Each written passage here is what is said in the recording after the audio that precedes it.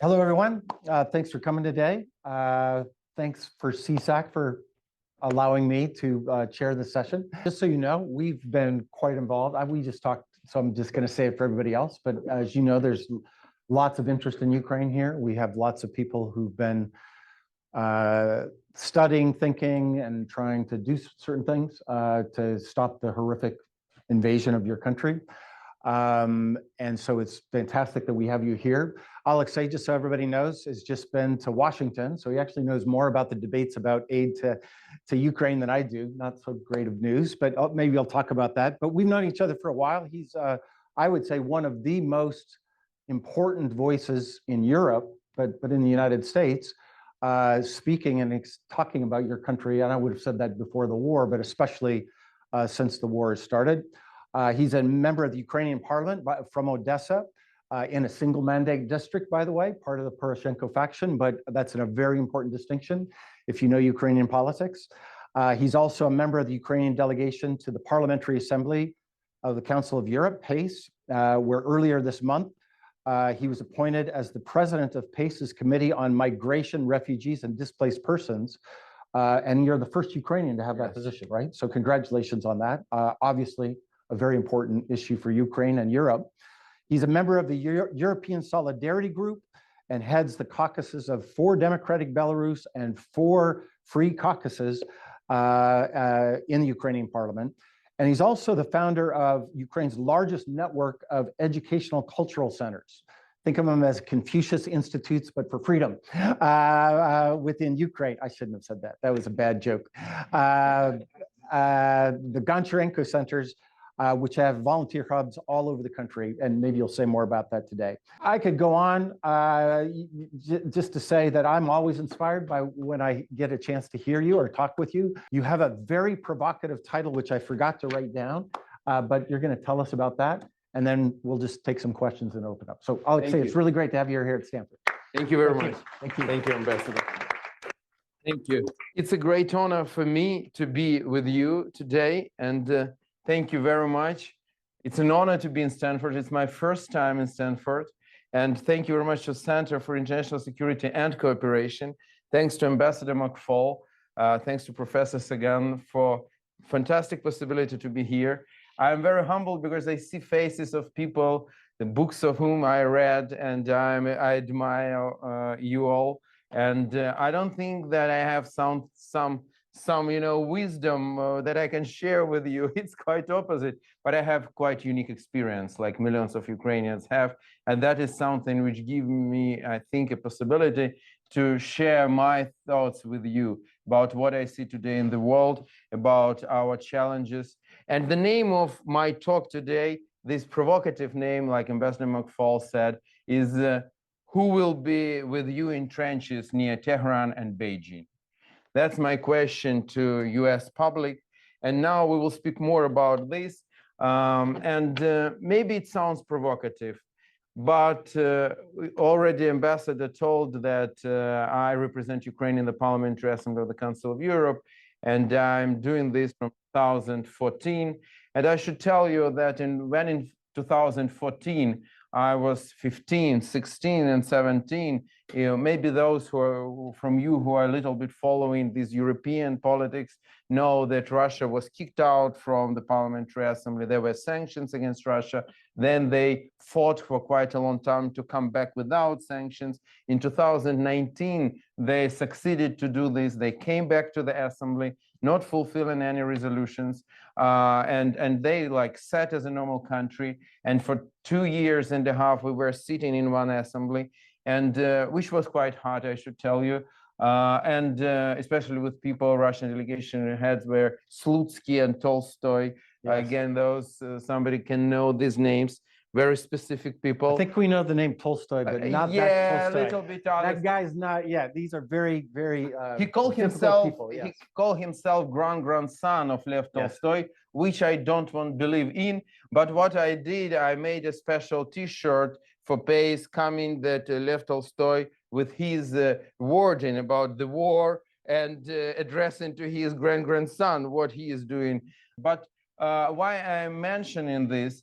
Because when I was speaking in the Parliamentary Assembly at that time, saying that Russia is preparing a full-scale attack on Ukraine, that they will attack, that when you are taking Russia back to this assembly without any fulfilling of them by them resolutions that you are making, you're just showing weakness, that the only language which Putin understands is the language of force and strength.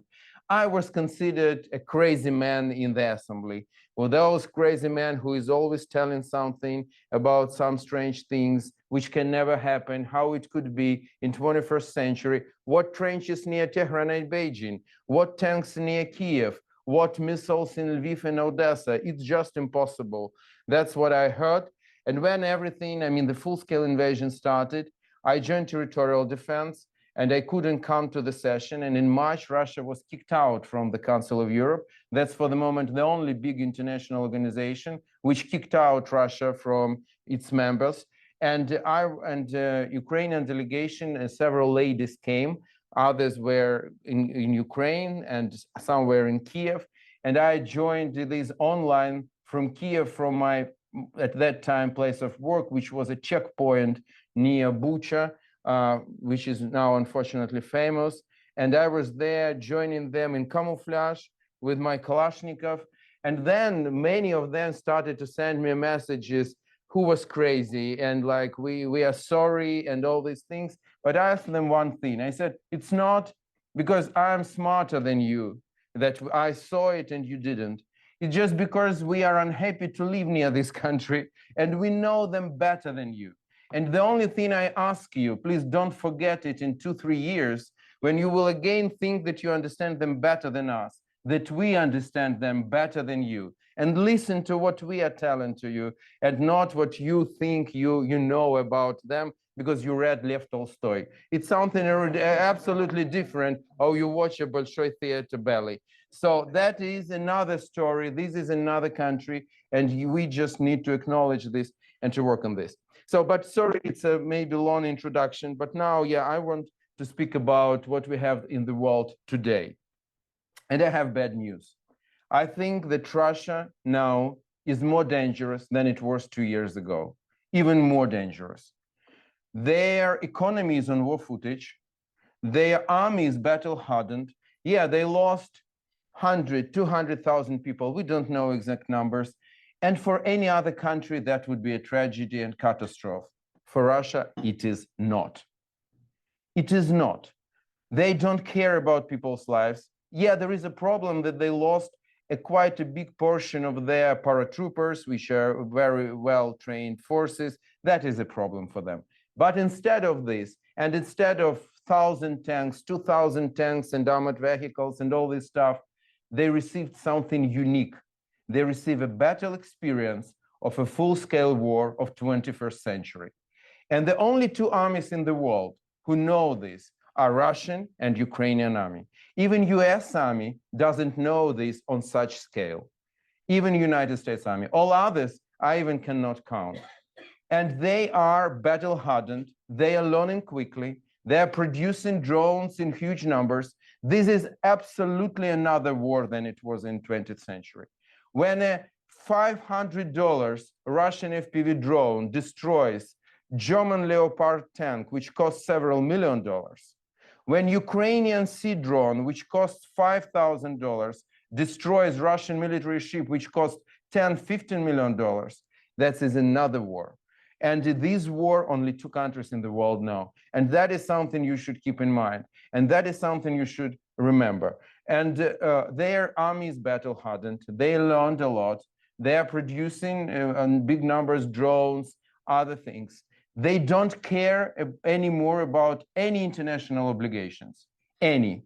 So they are not constrained by anything. They think that they survived sanctions. It's a point for another talk. Ambassador knows a lot about this, about loopholes and so on. But what we have what we have. They survived the sanctions. Geoeconomics of the world has changed. That is something which we need to acknowledge. And these, all the sanction campaign against Russia showed it. Tell me one reason why Putin will take back Russia to a peaceful rails. Someday, hostilities in Ukraine will finish. How, and we can discuss it later, there are many possibilities, but this will finish. What we can say, Ukraine will be. We don't know what territory will be controlled by Ukraine at the time. Hopefully all, but we don't know.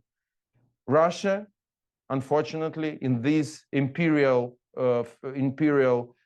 phase will be, and Putin will never get back to peaceful life.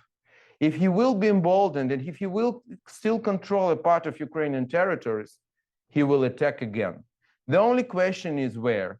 Will it be Kazakhstan with the new, again, instead of Molotov-Ribbentrop Pact, Putin-Xi Pact with the division of Kazakhstan? Will it be Georgia, 20% of which is already occupied by Russia, and they can finish it? They, because of Ukrainian resilience and because of my native Odessa, which stands proud and tall, they can't get to Moldova. So Moldova is safe, but Georgia is not. And sooner or later, I'm sure, he will try Article 5 too, especially if here in the United States, there will be more voices saying we should be isolated, we can leave the world stage, and we don't care about NATO obligations. That is something Putin is waiting for. So that is for sure. Well, I'm absolutely sure in what I'm telling you now, they are more dangerous than they were. One more thing. If you will just look at dynamics in the world, just okay, today is February 1st. Let us take February 1st, 2023, 1 year ago exactly. The Middle East was not on fire, and Middle East is on fire. Red Sea is on fire. Just in 1 year. The situation in Ukraine is becoming worse. It's not becoming better during this 1 year. And that is something which we can say. Take one step back again. The 1st of February 2022. No war in Ukraine, no Middle East, no Red Sea. So you see the dynamics. The dynamics is very clear. The world is on fire. Dynamics is bad. Dynamics, the situation in the world is worsening. And there is this axis of chaos. There is a famous word about axis of evil. I will now call them axis of chaos. Russia, Iran, proxies, North Korea, and China standing behind all of them. And they want as much chaos in the world as possible. And they're quite successful. Tell me who benefited from what's going on in Middle East? Israel? Not. Palestinians? Not. Russia? Yes, for 100%. And we can, now I think the next areas which they will try to put on fire will be Balkans, with Kosovo, with North Macedonia, with Montenegro, with Serbia, obviously, Africa, and so on. And we need to be prepared for this. I just want to come on my presentation speaking about a little bit about how everything started for Ukraine. Budapest Memorandum. It's a sad page in our history. And that is something many people here forgot. When I am on the Capitol Hill and when I hear, oh, Ukraine, yes, but you know, we have our own problems, we have our own border, and so on and so on and so on and so on. I think that I just need to remind too many people here. 30 years ago, Ukraine voluntarily gave up the third biggest nuclear arsenal in the world. It was because of the position of the United States of America. United States wanted this from us in order for nuclear non-proliferation and so on and so on. We did it. Tell me, who would ever attack Ukraine if we would have the third biggest nuclear arsenal in the world? I think the answer is clear. And United States gave us guarantees and promises. Yes, it was our fault that they are in very weak way, not ratified. That was a problem of young Ukrainian state and leaders who were at that time. But still, United States gave a promise. If just in 30 years, this promise means nothing, is it really the country the world can rely on? Is it really a partner the world can rely on? This is a very important question. And I think we have the all right to raise it. And if we want to have the world where there is a nuclear non-proliferation policy and it works, the answer is the victory of Ukraine. If we want to have a world in which partners of the United States can rely on the United States, we need for this the victory of Ukraine. It's not just about Ukraine, it's a much bigger picture. Today, the situation completely changed in Ukraine. I know many of you are watching, you know that even 10 years ago in Ukraine, many people thought also that Russia can be a friend, that we don't need to go to NATO, and things like this. We today changed our mind completely. Ukrainians want to be part of NATO. Ukrainians want to be member of free world. And it's clear why. Because we realized that only we could be protected by alliance when against us is this tyranny and empire, which is, by the way, the last colonial empire of Europe, Russian Federation, which is about hundreds of nations which are suppressed, oppressed, and used by Russian Federation. And only have been a part of strong alliance, we can survive. So the question is clear why Ukraine needs NATO. It's clear. But why NATO needs Ukraine? I think there was a strategic mistake by the United States of America in 1994 when United States thought, and in general it was for decades, that it's better to deal with predictable Russia than to deal with unpredictable Ukraine. We need to take nuclear weapons from them and give it to Russia. Just imagine now, after 30 years, Russia, which is threatening the world with this nuclear weaponry, part of it they received from the hands of the United States of America, which was given to them because the United States of America wanted to take it from Ukraine. Because it was like some strange country, new, we don't know, let it be in one hands, the mass destruction weaponry, and that was done. And it's not just about nuclear arsenal. Russia took from Ukraine more than 500 missiles, more like dozens of jets, different types. By the way, it's interesting, today these missiles are falling on our heads. That is very symbolic. And under US pressure, we utilized a big portion of our armed forces potential and security potential. This is, for example, photo how the strategic nuclear weaponry silos, exactly, silos, were destroyed. We also, at that time, Ukraine, made a strategic mistake. We believed that the world is a safe place. Nobody would attack us. We have all these values, and the world is a better place to live in, and the progress can be only in one direction, to everything to become better. Unfortunately, it is not. We have these axis of chaos, which I call it today.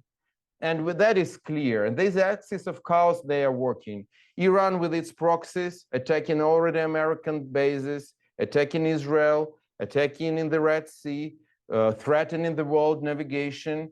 It's clear. North Korea, which a year ago even was not so aggressive like it is today. North Korea is much more aggressive now, publicly announcing that they want to destroy South Korea and so on. And these, besides all of these countries, is staying China, which like announced itself being reasonable, being rational, but in reality, they see that this axis of chaos is fighting against the West, is weakening the West, and they think this is in their best strategic interest. And that is something we need to remember. One thing is about US support to Ukraine. I don't think that I need to tell this to you, but I still want to say that when we're saying about these billions and billions of dollars and what are big investments to Ukraine, we just need to remember that this is like a tiny portion of US military budget, of US federal spending, hence comparing to US GDP, it's nothing at all. It's nothing at all. So much is at stake. The democracy, the values, the name of the United States, their authority, their tyrannies which are watching what will be the results of Putin. So much is at stake. And still we hear these voices, we're giving to Ukraine too much. Sorry, you are giving to Ukraine too small. You're not giving enough just to give us a possibility to finish the job. That's the situation. And by this, you're protracting this situation, making it more dangerous each day. because Ukrainian people are not Highlanders. We are losing our most important potential, which is man force. We don't ask for boots on the ground from anybody. We are ready to fight ourselves, but we need this weaponry. But if we will receive and good decisions will be made in years, there will be no one in Ukraine who could use it. We will be just finished. That is something, this is the moment to act. This is the moment to do. That's not the moment to have these endless debates.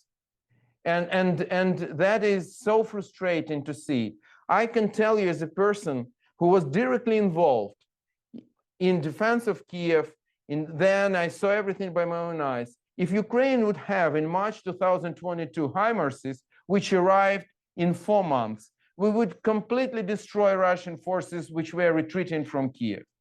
If in summer 2022, we would have Leopards and Bradleys to go after Russians when we had a counteroffensive in Kharkiv, then Kherson, then we would finish it much quicker and already everything would be finished. But we didn't have it.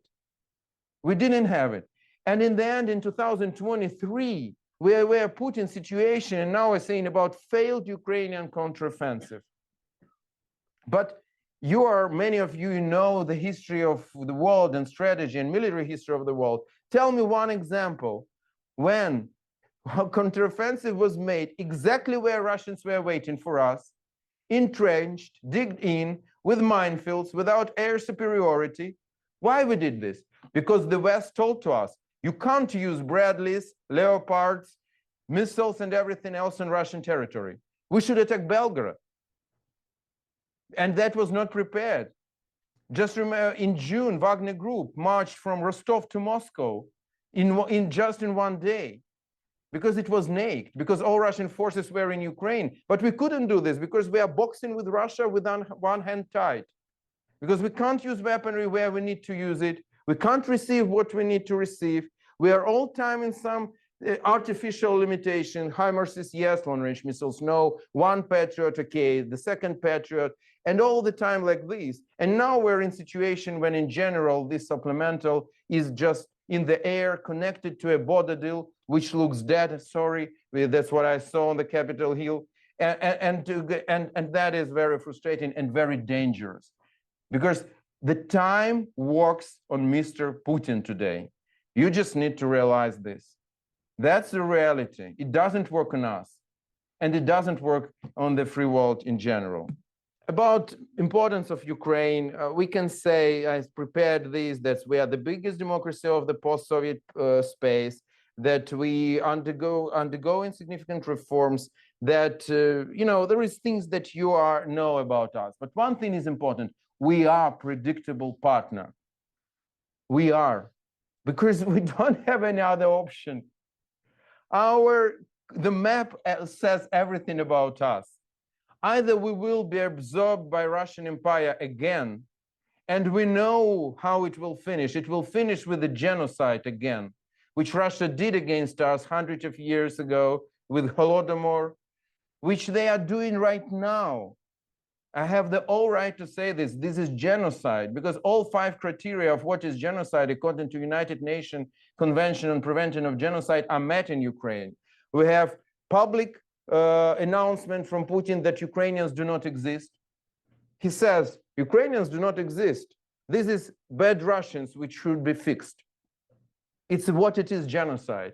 Secondly, we have sexual crimes on high scale. Thirdly, we have forceful deportation of people, including children, the first of all children, thousands of them, to make from Ukrainian children Russians. Fourth, it's just when Russia destroys our cultural heritage, and the first thing Russia is doing in all occupied territories is destroying our museums, burning down our books. That's what they're doing. And the fifth, the mass murders, unfortunately. All 5 criteria are met. So this is a clear genocide, and we know what they will do if they will observe us again. So we don't have any other option than to be a part of the free world. That's for us the way to survive. So we are a predictable partner, and you can rely on us. not like Russia. Ukraine today, even today, after 2 years of full-scale war, with the huge losses that we have, but today Ukraine is the second strongest army in the free world after the United States, if not to speak about nuclear component, with the hundreds of thousands of people with battle experience, which are ready to fight. That's very important. We showed to the world, we proved to the world, we're ready to fight. I was speaking just last week in Strasbourg with one of European ambassadors to Council of Europe. And she told me, if we would be attacked by Russia, we would surrender.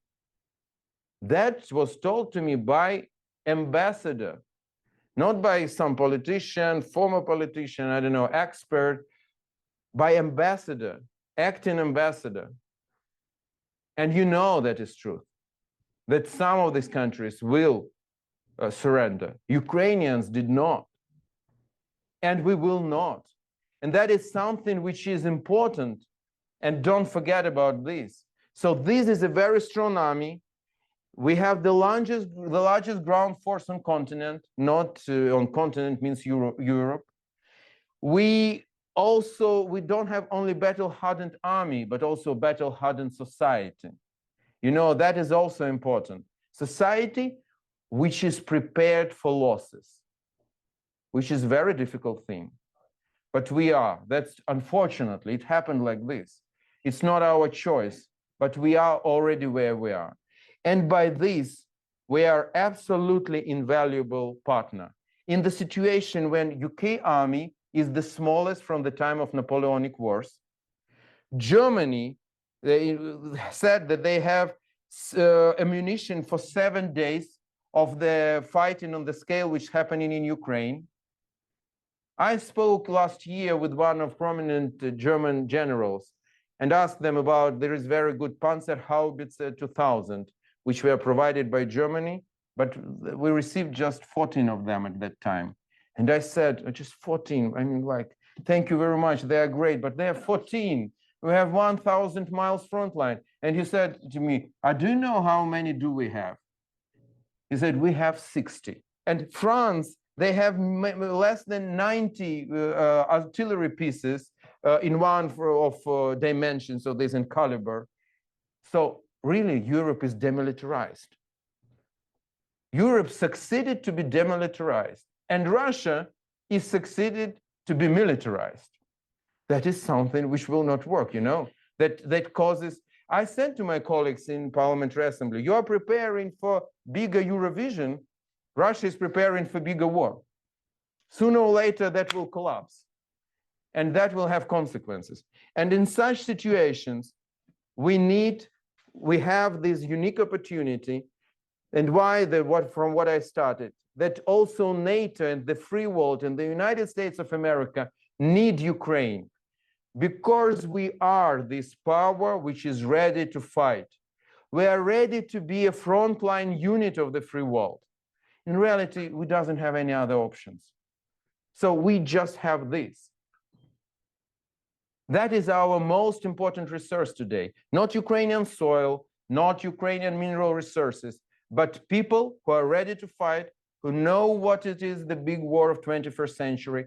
And if the dynamics will not change, and if the world would be more and more on fire, sooner or later, you will have the question, who will be with you in trenches near Tehran and Beijing? And you know the answer. Thank you very much.